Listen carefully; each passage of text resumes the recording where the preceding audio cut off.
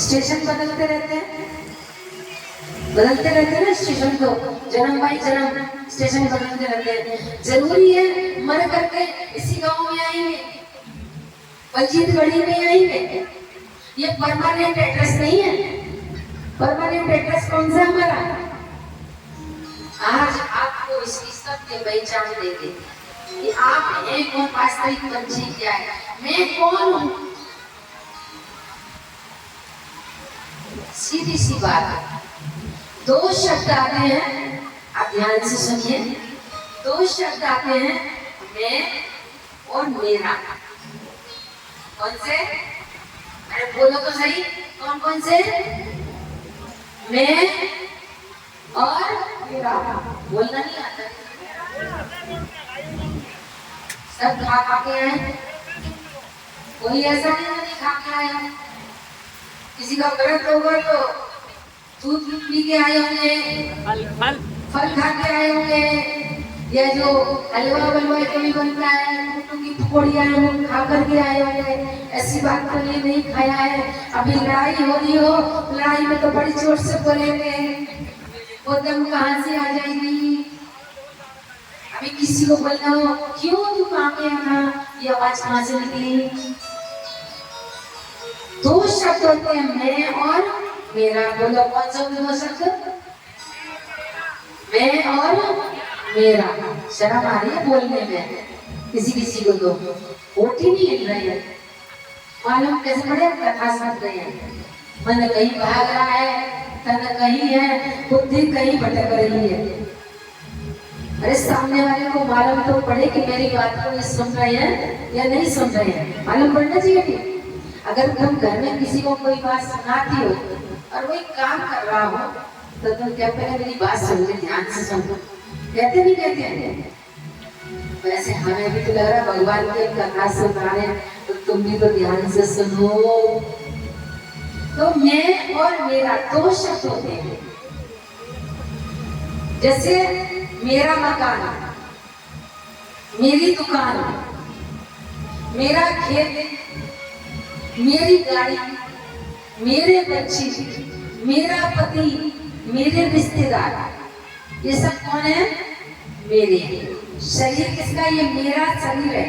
ये हाथ मेरे हैं, ये पैर मेरे हैं, ये आंख मेरी है, ये मुख मेरा है।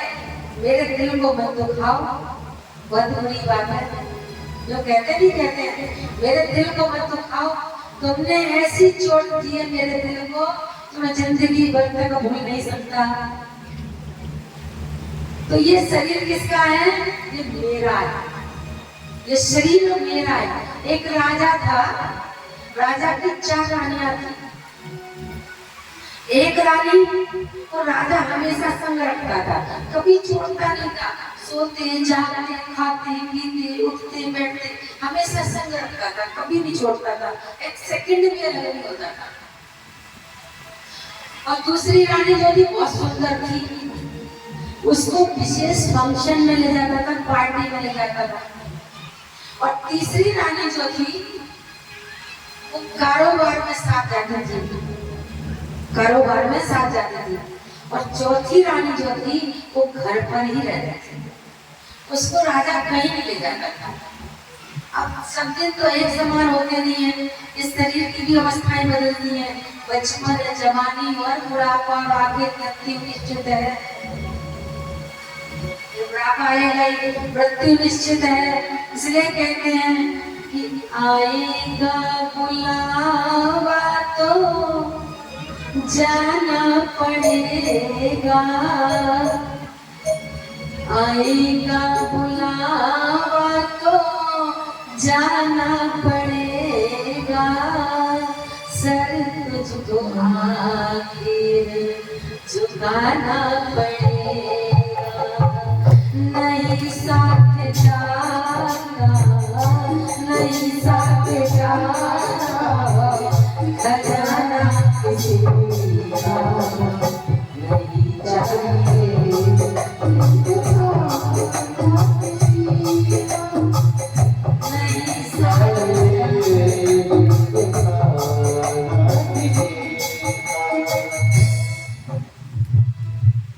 वहां बहाना भी नहीं चल सकता। जब आएगा बुलावा, आप बहाना नहीं बना सकते हैं किसी भी प्रकार का। बहानेबाजी उसके दरबार में चल नहीं सकती है। इसलिए क्योंकि यहाँ मनुष्य चालाकी बहुत चलता है। एक बार देवताओं की मीटिंग चल रही थी, एक बार देवताओं की मीटिंग चल रही थी, तो देवताओं ने कहा कि मनुष्य बड़ा चालाक है, मनुष्य बड़ा चालाक है। आप समझते हैं चालाकी क्या क्या करता है मनुष्य? चालाकी में बात करता है, जब आरती के समय पर जब आरती लेनी होगी ना, तो सबसे छोटा वाला सिक्का निकालेगा और निकाल करके उसको चढ़ाएगा। और चालाकी और क्या करते हैं कि भगवान के पास ऊपर फेंकता है कि भगवान जो तेरे पास आएगा तेरे और मेरे पास आ गए वो मेरे। चालाकी इतनी बड़ी चर्चा है, ऊपर फेंकता है जो तेरे पास आ जाए वो तेरे और मेरे पास आ जाए सो मेरे। तो फेंकने के बाद तीन चीज कहाँ आएगी? नीचे आएगी। तो मनुष्य बड़ा चालाक है। तो देवताओं ने कहा बहुत चालाक है, पर मनुष्य के अंदर पावर बहुत है, पावर बहुत है, शक्ति बहुत है। इसकी पावर को कहीं छिपा देते हैं। कहाँ छिपाए? अब देवताओं ने आपस में चर्चा की। एक देवता ने कहा कि मनुष्य की पावर को आकाश में छिपा देते। दूसरे देवता ने कहा कि नहीं, बहुत चालाक है मनुष्य, उसकी पावर को हम पाताल में छिपा देते। एक समझदार देवता थे, तो उन्होंने कहा कि देखो सभी मेरी बात ध्यान से सुनो, मनुष्य इतना चालाक है कि वो आकाश में भी जाएगा, पाताल में भी जाएगा, गुफा में भी जाएगा, पहाड़ों पर भी जाएगा, पर वो भीतर नहीं जाएगा। इसलिए उसकी पावर को मनुष्य के भीतर छिपा देते हैं। कभी मनुष्य अपने भीतर झांकता है? बुरा जो देखन में चला, बुरा न मिलिया कोई, और जब दिल खोजा अपना तो मुझसे बुरा ना कोई। अपने अंदर कोई नहीं झांकता है, कभी नहीं झांकता है। तो वही बात है, दो शब्द है मैं और मेरा। तो मेरा ये घर है, ये मकान है, ये दुकान है, ये खेत है, ये शरीर मेरा है। तो जब सब दिन एक समान नहीं होते हैं, तो राजा की क्या हुई कि अंत समय आ गया मृत्यु का, मरने वाला समय आ गया। उसने अपनी पहली रानी से पूछा कि मैंने तुम्हें हमेशा साथ रखा है, कभी छोड़ा नहीं है, पर मैं आज पूछ रहा हूँ, मेरा समय आ गया है, मैं मर रहा हूँ, क्या तुम मेरे साथ चलोगी? उस रानी ने पता है जवाब क्या दिया? जिसको हम चुपकाए के रखते ना हर समय, उस रानी ने क्या जवाब दिया? उसने कहा कि मैं तो नहीं जाऊंगी। राजा मायूस हो गया। दूसरी रानी से पूछा जो बहुत सुंदर थी कि मेरा समय आ गया है, मैं मर रहा हूँ, क्या तुम मेरे साथ चलोगी? तो दूसरी रानी ने कहा कि मैंने पहले ही सोच करके रखा था कि जब आप मरेंगे तो मैं दूसरा विवाह रचाऊंगी। अब राजा और मायूस हो गया कि मतलब ऐसी रानी है मेरे साथ में जो कह रही है कि पहले ही सोच करके रखा है कि जब मरोगे तो मैं दूसरा विवाह रचाऊंगी। तीसरी रानी से पूछा जो कारोबार में साथ जाती थी कि मेरा समय आ गया है, मैं मर रहा हूँ, क्या तुम मेरे साथ चलोगी? उसने कहा कि हाँ चलूंगी, पर थोड़ी दूर चलूंगी, फिर वापस आ जाऊंगी। राजा को थोड़ा सा हल्का सा ढांढस हुआ, लेकिन फिर उसने चौथी रानी से पूछा जिसको कभी नहीं ले जाता था कहीं भी, जो सदा घर पर रहती थी, उस रानी से पूछा कि मैं आज तक तो तुम्हें कभी नहीं ले गया, कहीं नहीं ले गया, मैं इस बात से लज्जित हूँ, लेकिन मैं आज पूछ रहा हूँ, मेरा मरने का समय आ गया है, मैं मर रहा हूँ, क्या तुम मेरे साथ चलोगी? उस रानी ने कहा कि हाँ चलोगी। अब सोचो राजा कौन और राजा की रानी कौन? राजा किसको कहा जाता है? जो राज्य को चलाता है, जो परिवार को चलाता है, उसको राजा कहा जाता है। तो ये जो शरीर है, ये शरीर में राज्य कारोबार है, इसमें मन मंत्री है, कर्मेंद्रियां कर्मचारी है,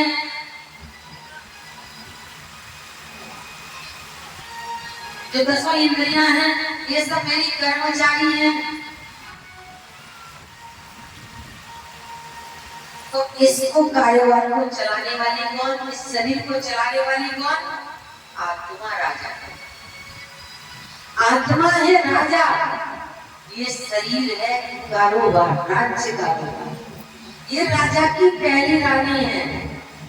बड़ी गहरी बात है, समझने की बात है, ये हवा में उड़ने वाली बात नहीं है। कथा हमें वैरागी बनाती है, कथा हमें त्याग करना सिखाती है, कथा हमें परमात्मा से जोड़ना सिखाती है, कथा हमें भटके हुए को सही रास्ता दिखाती है, और कथा हमें जीवन जीने की कला सिखाती है।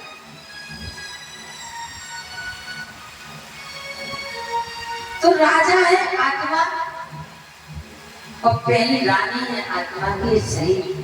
जब व्यक्ति मरता है तो शरीर साथ जाता है, यही छूट जाता है। 1 सेकंड में आत्मा निकल जाती है, 1 सेकंड में निकल जाती है। जब राजा सिकंदर बना, सिकंदर मरने को हुआ, मर रहा था, उससे पहले उसने 3 बातें कही कि जब मेरी अर्थी निकाली जाए तो मेरी डोली को जो कांधा थे, जिन्होंने मेरा इलाज किया है हकीम वैद्यों ने, वो मेरी डोली को कांधा दे, अर्थी को कांधा दे। दूसरी बात कही कि जब मेरी अर्थी चल रही हो तो मेरे दोनों हाथ अर्थी से बाहर निकाल दिए जाए। और तीसरी बात कही कि सारी दौलत रास्ते में बिछा दी। उससे पूछा ऐसा क्यों? इतना बड़ा सिकंदर जिसने सब पर शासन किया, राज्य किया, उससे पूछा क्यों? कि देखो ये दुनिया सीख जाए कि मैंने कितना भी युद्ध करके जीत लिया हो,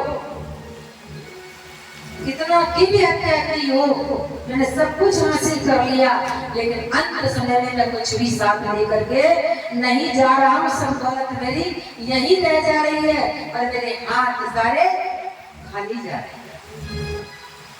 जिन पर हम गुमान करते हैं, डॉक्टरों पर करते हैं, वकील हकीकों कर करते हैं, वो भी मुझे बचा नहीं सकते। ये सीख कुछ भी साथ नहीं करेगा।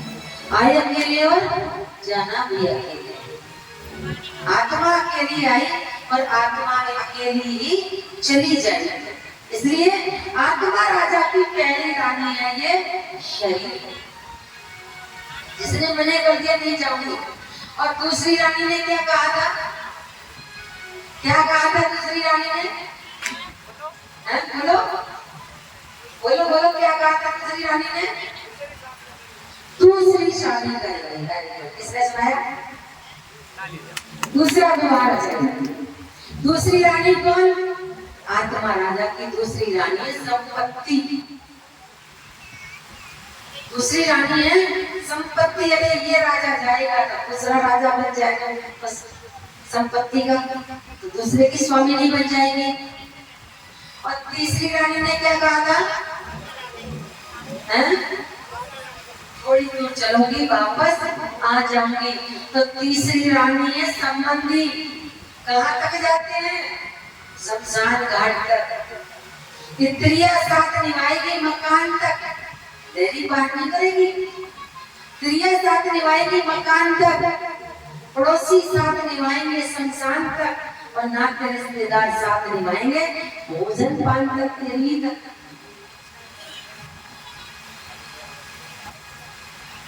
बादल तो कहते बड़े अच्छी खीर बनी, पुआ बने, बहुत अच्छी दावत बनी, दूसरे तरह कहती है सब्जी में नमक थोड़ा ज्यादा, खीर में इलायची थोड़ी कम है, वो आ जाएगा, कोई साथ नहीं जाएगा, तो शमशान तक जाएंगे कौन? केवल संबंधी। तीसरी रानी है संबंधी, तो केवल शमशान तक जाते फिर वापस आ जाते हैं। और चौथी रानी ने क्या कहा था? संग चलो की। तो कौन जाते हैं?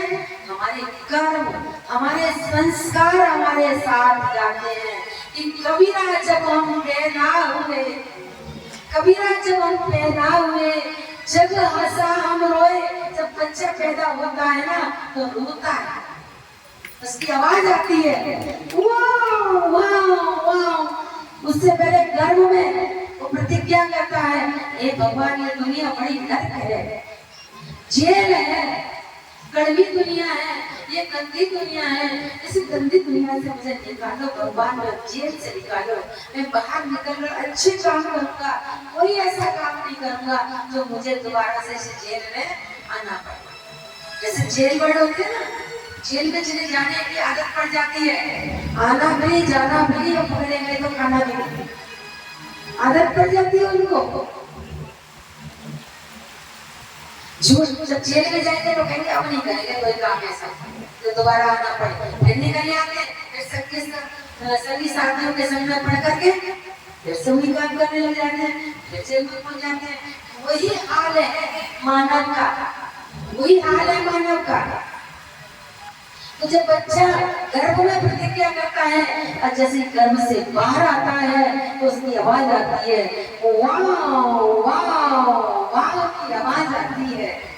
तो माताएं बहनें अनुभवी बैठी हैं, वो सोचती है बच्चा रो रहा है, वो रो नहीं रहा है, उसके आंसू नहीं होते हैं, वो रो नहीं रहा है, वो खुश हो रहा है, वाह वाह। मैं तो समझ रहा था अंधेरा ही अंधेरा है, यहाँ तो कितनी रोशनी है, मैं अंधेरी दुनिया से बाहर निकल आया, वहां करता है। माता मैंने समझ लिया रो रहा है, उसको मीठा मीठा रुई के फाये से चटा देती, चटाती नहीं चटाते तो बच्चा हो जाता है चुप हो। माता मैंने सोच लिया चुप हो गया, वो चुप नहीं हो गया, वो शांत मन से सोच रहा है कि मैं तो समझ रहा था ये दुनिया तो बड़ी कड़वी है, लेकिन ये दुनिया तो बड़ी मीठी है। जब अभी मीठी है तो आगे कितनी मीठी होगी, और मीठे मीठे के चक्कर में सब भूल जाता है। जो कर्म में वायदे किए थे वो सब वायदे भूल जाता है, तब भगवान वायदे याद दिलाने के लिए आते हैं। क्या याद दिलाते हैं? भगवान कहते हैं हे मानवों, खेलने अपने घर से था आया। घर कौन सा हमारा? ऊपर है घर, नीचे घर नहीं है, इसलिए हम याद भी ऊपर करते हैं। जब मरने की बात होती तब ऐसे कहते हैं हम भी चले जाएंगे किसी दिन ऊपर। हमारा घर यहाँ नहीं, परमानेंट नहीं है ये तो 25 साल 50 साल 60 साल 70 साल 80 साल 100 साल उतने साल तक का ही किराया दे रहे हैं, परमानेंट नहीं है ये। भगवान याद दिलाते हैं कि खेलने अपने घर से आया, इस दुख की दुनिया में दिल क्यों लगाया, इस दुख की दुनिया में दिल क्यों लगाया, और खेलते खेलते युग बिताए, बैठा घर की सुखी को बुलाए, और लेने सच्चा पिता तुझको आया, इस दुख की दुनिया में दिल क्यों लगाया। अरे दिल लगाया तो दिल की बीमारियां शुरू हो गई। पहले किसी को हार्ट अटैक होते थे, कोई बीमारियां थी, इसलिए आज कह देते हैं अरे हरि को भजन पेट में धर दो, तू ना करे तो आखन को अंधो। ये दोनों चीजें भी नहीं होती हैं तो क्या है इंसान।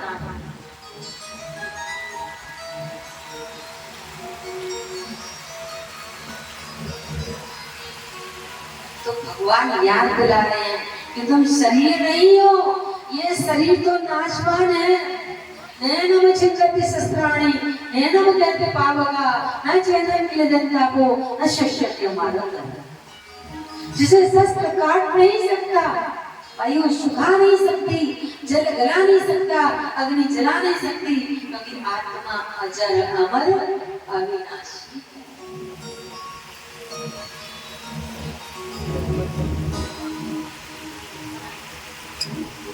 वो करती क्या है, उसका कर्म क्या है? कि वाशांस जीवनानि यथा विहाय नवानि गृणाति नरो वराणि।